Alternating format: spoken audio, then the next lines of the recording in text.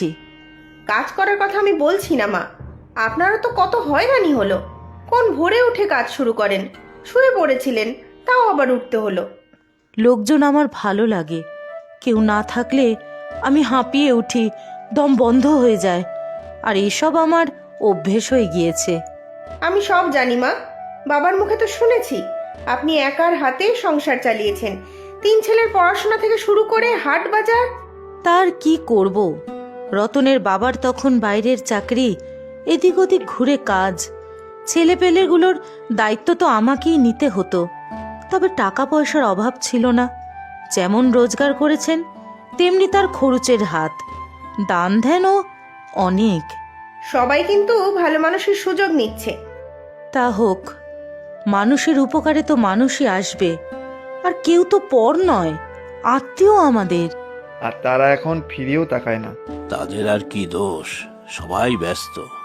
কার সময় আছে বল খোঁজ খবর নেওয়ার? আমি দেখ না, একই বাড়িতে থেকেও মার সাথে আর দেখাই হয় না।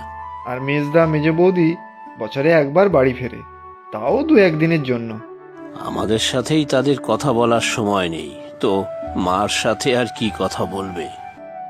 মা কিন্তু সবসময় ওদের কথা ভাবে, যারা দূরে থাকে তাদের উপর বোধহয় বাবা মায়ের টান বেশি থাকে। রত্না একদিনের জন্য এসে যেন মার কত দেখাশোনা করে, সব লোক দেখানো। মেজদার জন্য শুনেছি মার খুব দৌড়াদৌড়ি করতে হয়েছিল। সে তো কলেজের হোস্টেলে। কেন, কি হয়েছিল হোস্টেলে? দীপক শহরের কলেজে চান্স পেল, হোস্টেলে থাকবে। মা গিয়ে প্রথম দিন রেখে এলো, পরদিন সকালেই সে বাড়িতে এসে উপস্থিত। কি রে, তুই চলে এলি? না, আমি থাকবো না ওখানে। সে কি রে, বড় কলেজে সুযোগ পেয়েছিস, কত কষ্ট করে হোস্টেল জোগাড় করলাম।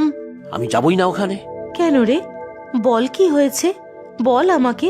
কেউ বকেছে, ঝগড়া হয়েছে কারোর সঙ্গে? না। তাহলে কি হয়েছে? খাওয়া, হোস্টেলের খাওয়া ওই রকমই হয় রে। বাড়ি যখন আসবি তখন আমি ভালো করে সব রান্না করে খাওয়াবো তোকে, কেমন? না, আমি তোমাকে ছাড়া ওখানে থাকতে পারবো না মা। তুমি আমাকে দূরে যেতে দিও না, তোমার কাছেই রেখে দিও।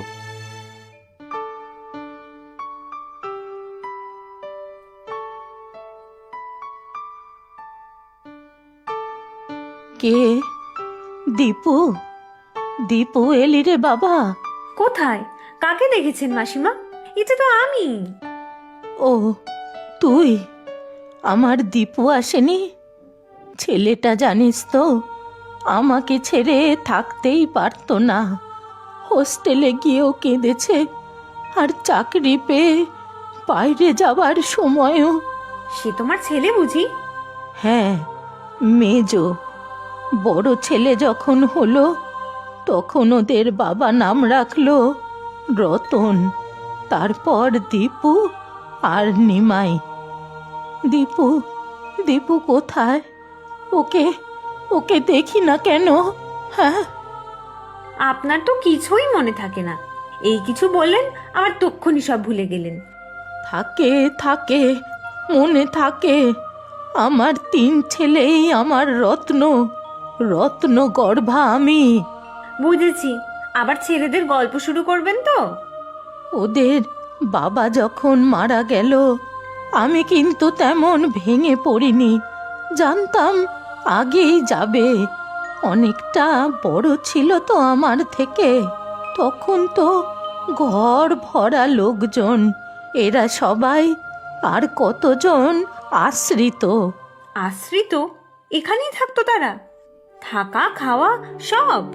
আর এক দুঃসম্পর্কের পিসি ছিলেন, বম্বে না কোথায় থাকতেন ওরা, একদিন চলে এলেন এখানে থাকবে বলে।